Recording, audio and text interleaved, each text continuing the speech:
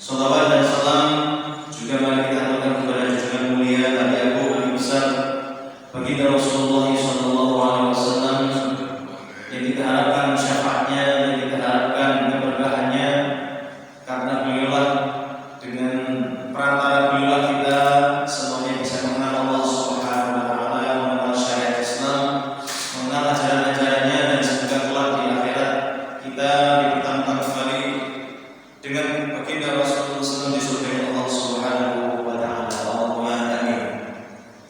Hadirin dan rahmat Allah Subhanahu wa taala, kita lanjutkan kembali kajian kita Budurus Safirah fi Ahwal Akhirah karya Imam Suyuti, perjalanan hidup manusia menuju negeri akhirat. Yang ini para jamaah yang dirahmati Allah, dengan kita mengkaji kitab ini harapan kita semakin paham negeri yang kita tuju adalah negeri yang sangat jauh, negeri yang tanpa batas, tanpa ada batasan waktu, yang mana ketika orang bahagia di akhirat akan bahagia selamanya. Ketika orang yang naudzubillah, orang-orang yang tidak percaya terhadap Allah dan yang lainnya, terhadap Rasulnya, terhadap Al-Quran, mereka mendapatkan kesengsaraan yang abadi tiada taranya. Para jamaah yang dirahmati Allah Subhanahu wa taala, pertemuan sebelumnya kita sudah masih membahas dalam lingkup siksa di neraka jahanam. Kemarin kita bahas tentang kedalaman atau dasar neraka jahanam, kemudian juga ada bahan bakar neraka jahanam.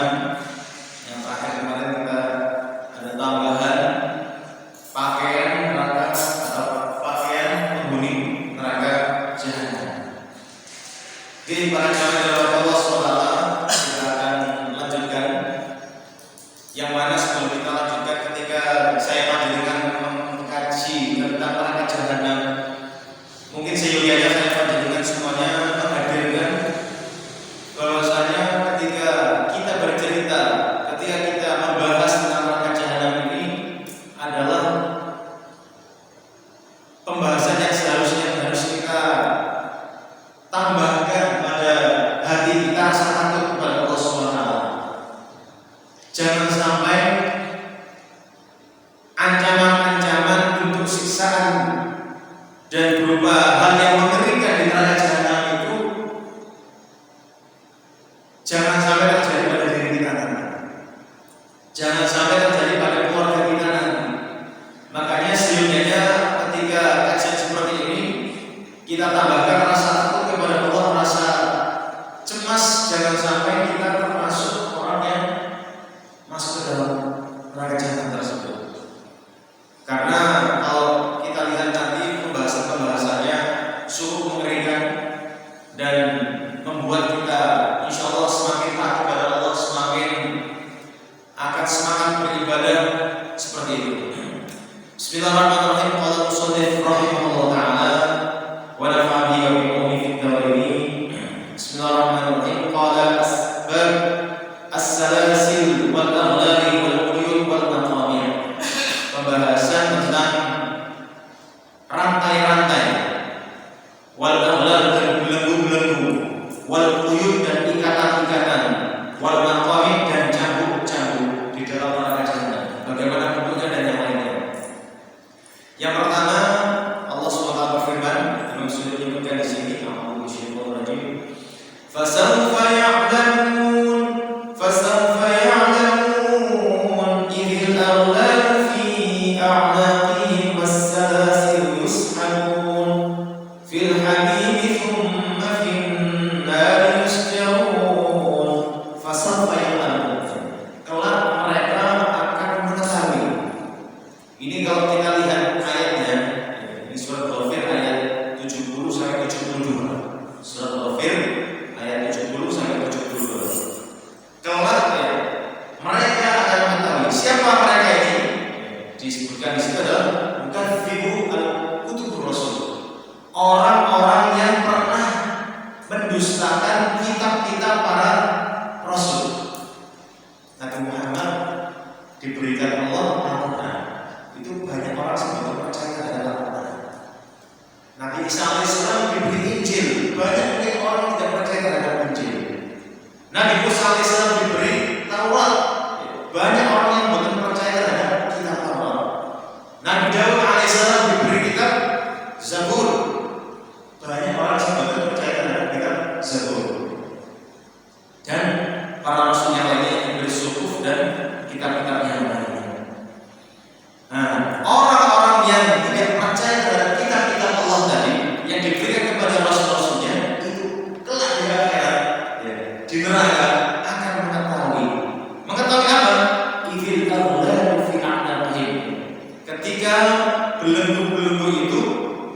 dipasang di anaqihim, di leher-leher mereka. Terus leher mereka akan dipenuhi dengan belenggu. Dan kalau kita bahas seperti ini, kita harus sadarkan penduduk neraka itu bukan posturnya seperti kita ini. Kita pernah bahas itu, besarnya penduduk neraka itu ya, gigi tariknya saja, gigi tariknya itu seperti apa? Gunung Uhud. Pernah kita bahas gigi tariknya penduduk neraka itu koyo gunung. Akhirnya mereka dibesarkan, dijumbukan. Sama penduduk surga dijumbukan Gusti Allah. Disebutkan dalam keterangan hadis, penduduk surga Bani Adam, manusia itu nanti posturnya seperti Nabi Adam alaihissalam. Situ nadiran dan 60 hasta. Nek sahastanya itu setengah meter, 10 meter dia. Ya kan? Seperti itu. Nah, artinya penduduk neraka atau penduduk surga juga akan dijumbukan semuanya. Orang-orang yang mendustakan kitab-kitabnya Allah tadi, itu nanti akan dipasangkan di leher-leher mereka atau belenggu. Wassalasil dan rantai-rantai. Dengan kalau coba Bapak para jamaah, rantai panjang pernah lihat itu rantai apa? Kapal ya, rantai kapal sepat gede. Nah, seperti nanti kita akan lihat bagaimana rantai-rantai ini dijelaskan oleh para ulama tafsir. Wassalasil yus'abun, dan dengan rantai-rantai itu tadi mereka akan digeret, diseret. Wis dibelenggu napa? Lehernya. Mungkin di situ ada rantai diseret lah. Kemudian fil hamim ya. Menuju apa? Mereka akan dimasukkan ke dalam al-hamim. Al-hamim itu adalah air yang panas, air yang sangat panas. Summa fin nari yus'abun. Kemudian mereka di dalam api dibakar. Wis dilegokno, digeret dulu ya, pakai rantai-rantai besi yang sangat besar, nanti kita akan tahu bagaimana besarnya. Kemudian mereka dimasukkan ke dalam air yang sangat panas, kemudian ditambah malih dimasukkan ke dalam api neraka seperti ini. Nah, ini dari beberapa keterangan tentang salasil ya, karena di sini disebutkan ada belenggu-belenggu atau ikatan-ikatan. Imam Ahmad yang meriwayatkan suatu hadis dan Imam Tirmidzi beliau menghasankan hadisnya. Imam Baihaqi dari Ibnu Umar beliau berkata, "Tala Rasulullah Nabi Muhammad bersabda atau membaca firman Allah Subhanahu wa taala, "Idil aghlal fi a'naqihim was-salasil" sampai yus'abun. Wa ayat 71-72. Qala beliau bersabda, "Lau anna rasasa." Sekiranya rasasa itu tembaga. Sekiranya tembaga mithlu hadhihi, seperti ini, wa asyara ila jam-jam. Kemudian beliau menunjuk ada tengkorak atau tengkoraknya kambing atau tengkoraknya unta, ada tengkorak di situ. Sekiranya ada tembaga sebesar tengkorak ini, kata Rasulullah, ursilat minas sama'i ilal ardh, yang dikirim dari langit menuju bumi, dilugurno dari langit menuju bumi. Wa hiya masir 500 sana, yang mana jarak langit dan bumi ini kalau melakukan perjalanan itu 500 tahun. Jadi saat jarak langit bumi ini, ini menurut keterangan hadis Nabi, itu butuh 500 tahun perjalanan. La balaghat al-ardh qabla al-lail, maka tembaga sebesar tengkorak ini tadi akan sampai di bumi sebelum malam. Artinya sampai abote tembaga ini tadi ketika diluncurkan dari langit ke bumi seharian sampai. Padahal secara perjalanan normal itu butuh 500 tahun. Kemudian walau annaha, dan sekiranya dia ursilat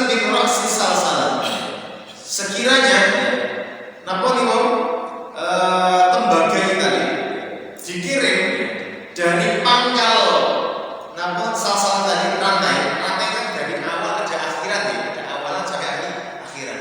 Sekiranya tembaga tadi dikirim ya, dilemparkan dari namun pangkalnya rantai lasarat arba'ina khalifah, sungguh dia akan butuh perjalanan arba'ina khalifah 40 tahun. Al-lail wan nahar qabla an tabluqa asbaha wa qamar.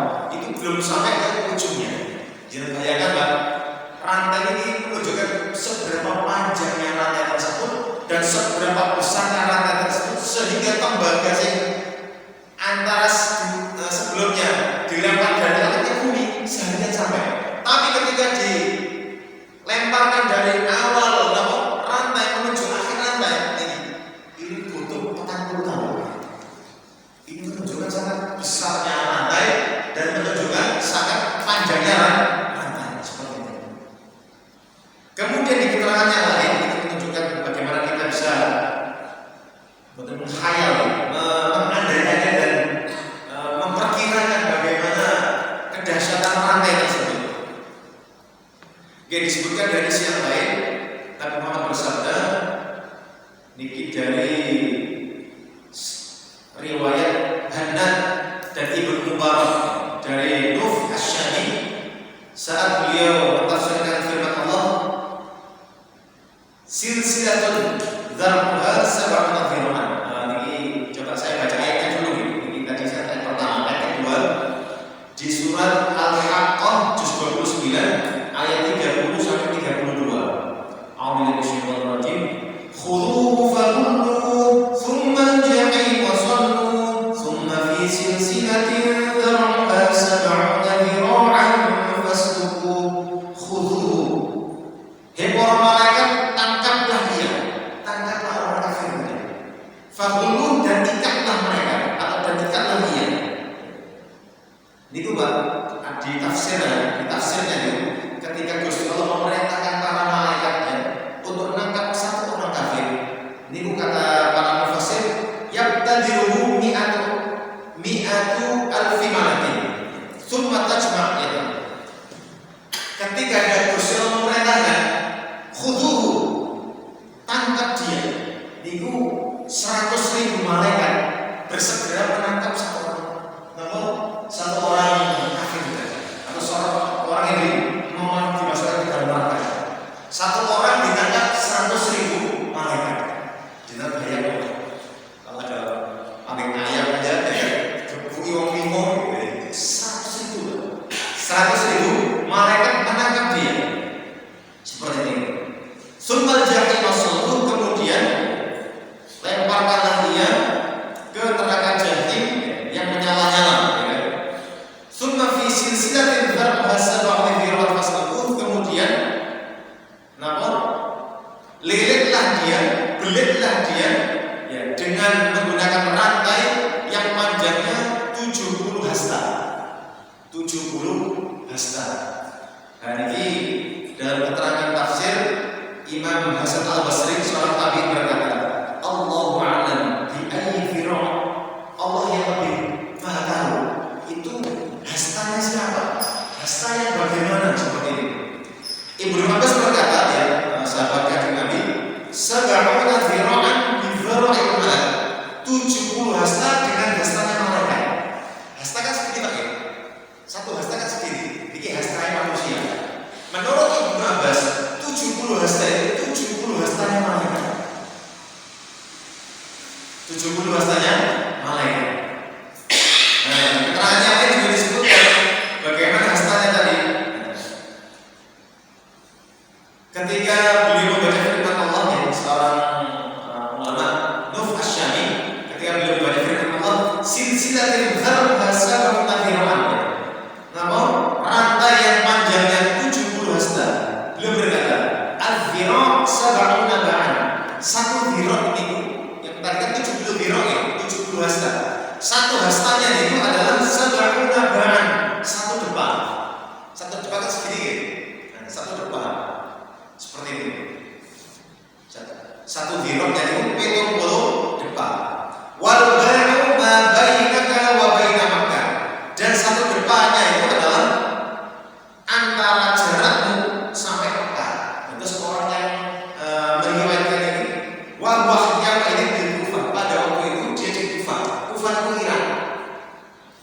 Terus satu depannya niku dari Irak ke Mekah.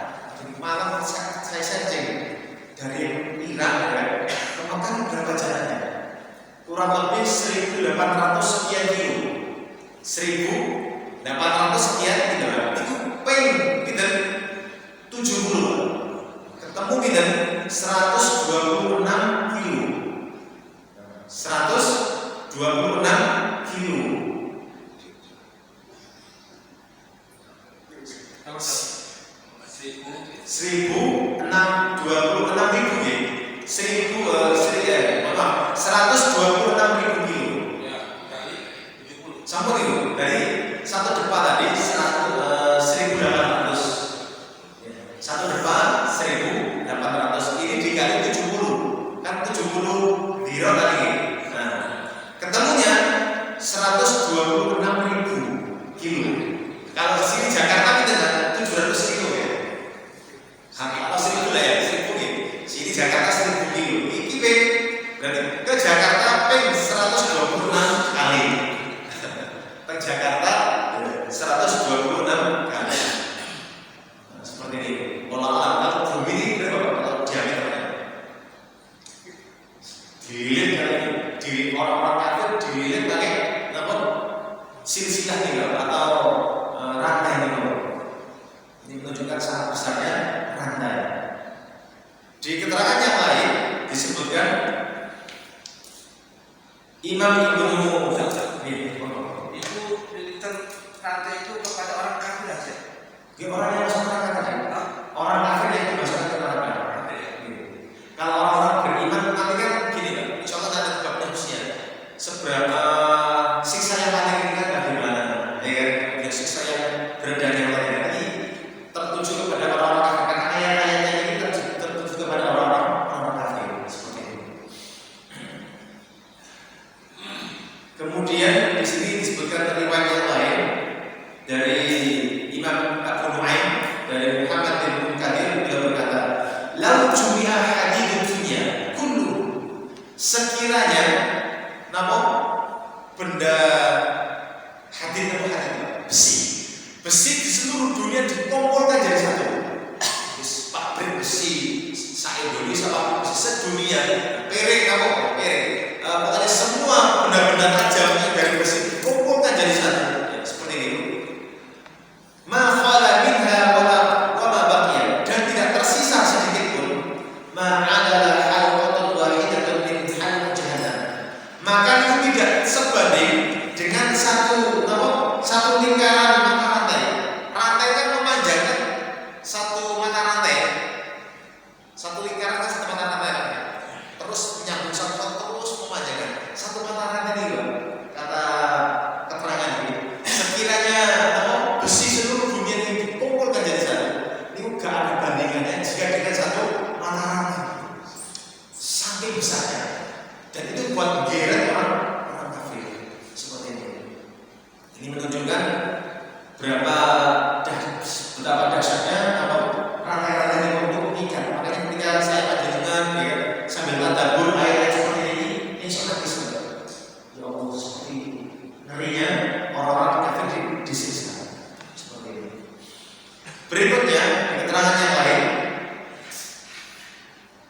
Niki ayat yang ketiga yang akan kita baca dari Syaitanir Rajim.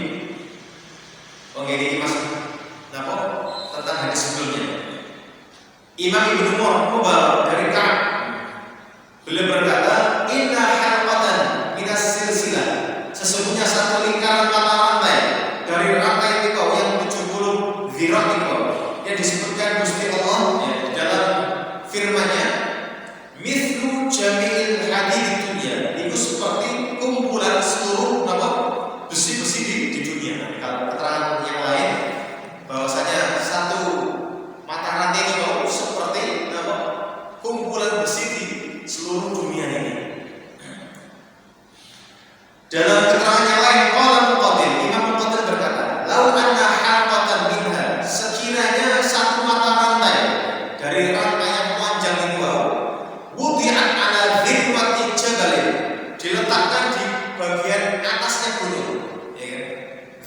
di suatu yang paling atas. Zirwatul jabal diletakkan di permukaan gunung yang paling atas.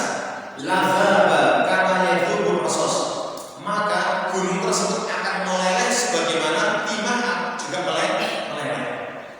Saking panas itu, meleleh. Ini menunjukkan dahsyatnya rantai-rantai yang berada di dalam neraka. Disebutkan dalam keterangan yang lain, ini juga tambah ngeri. Kalau tadi kan mereka digeret pakai rantai. Wa akhrajahu Ibnu Abi Hatim. Ibnu Abi Hatim meriwayatkan dari jalur Abi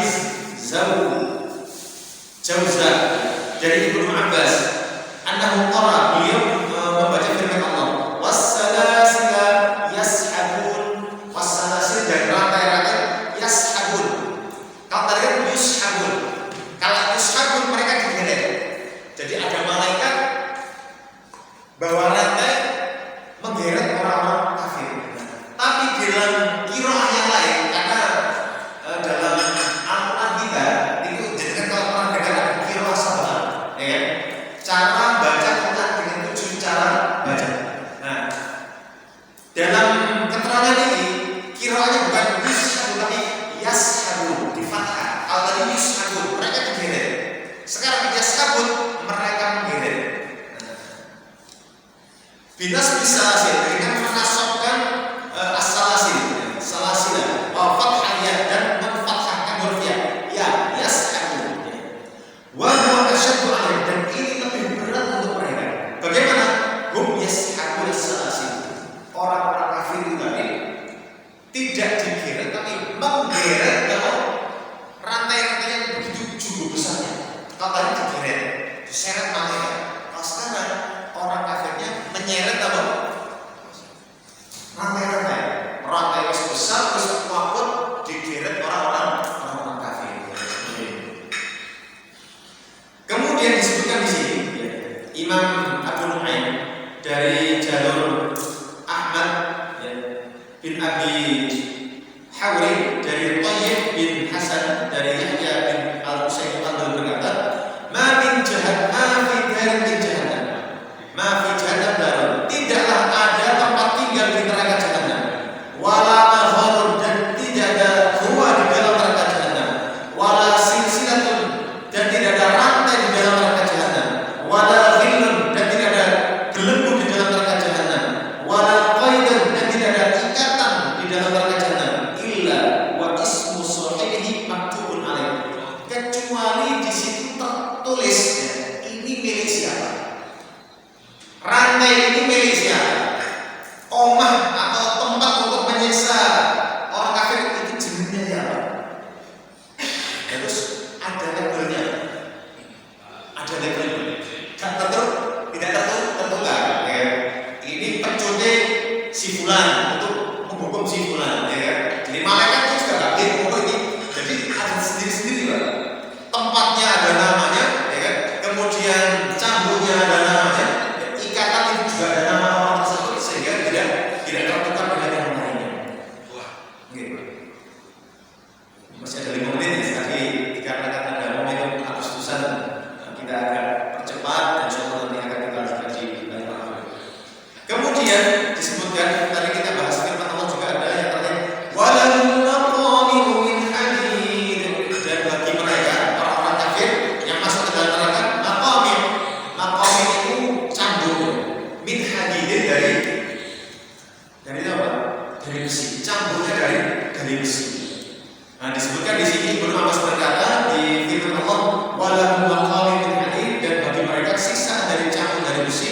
Qala, beliau berkata yudrabuna biha, orang-orang kafir itu dicambuk, dipukulnya.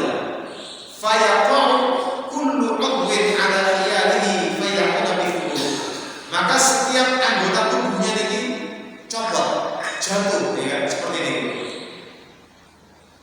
Ala khiyalihi, sebaliknya, yang kanan dari kiwo, si kiwo dari kanan. Jadi saking kerasnya pukulan malaikat kepada dia, gampangnya yang kanan jadi kiwo, ya kan? Yang kiri jadi kanan, yang atas jadi bawah, yang bawah jadi hancur, seperti itu. Saking beratnya saking beratnya pukulan dari malaikat, dan mereka berteriak kubur celaka, celaka saya dan yang lain seperti itu. Ini ratapan orang-orang ketika dipukul pakai cambuk dari hadid.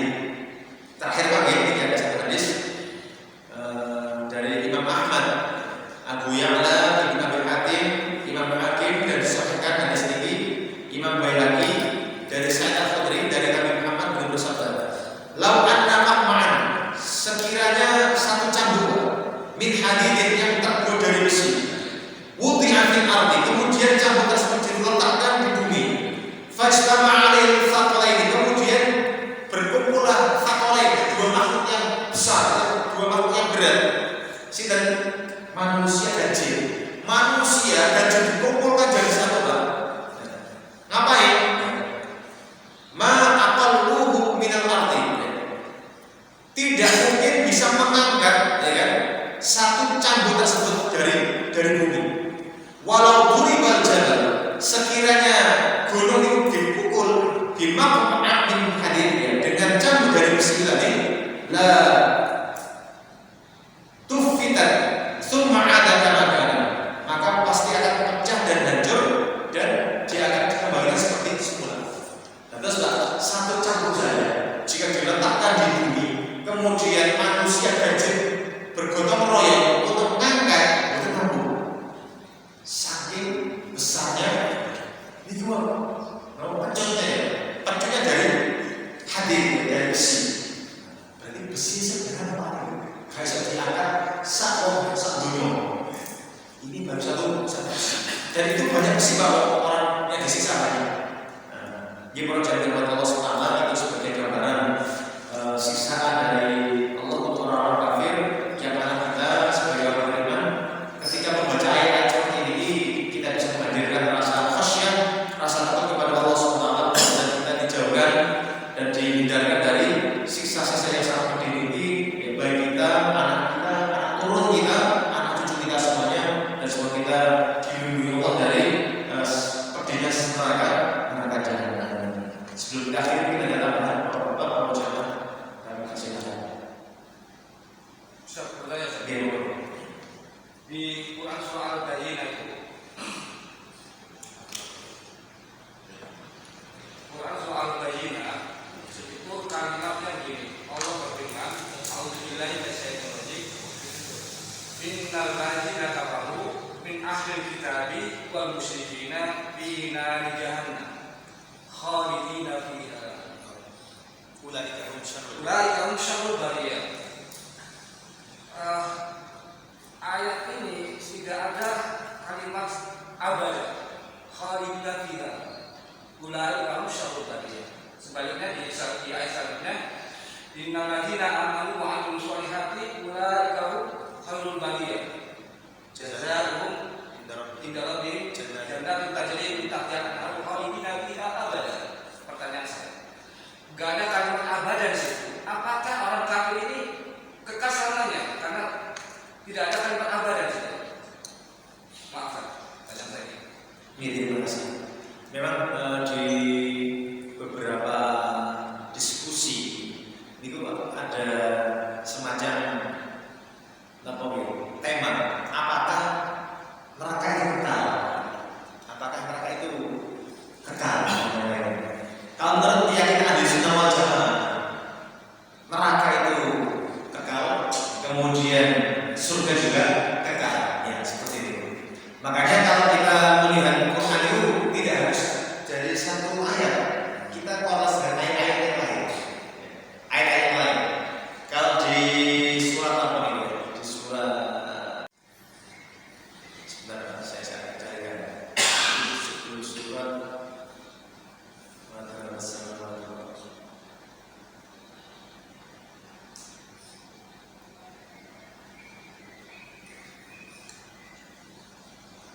ini di surat Hud,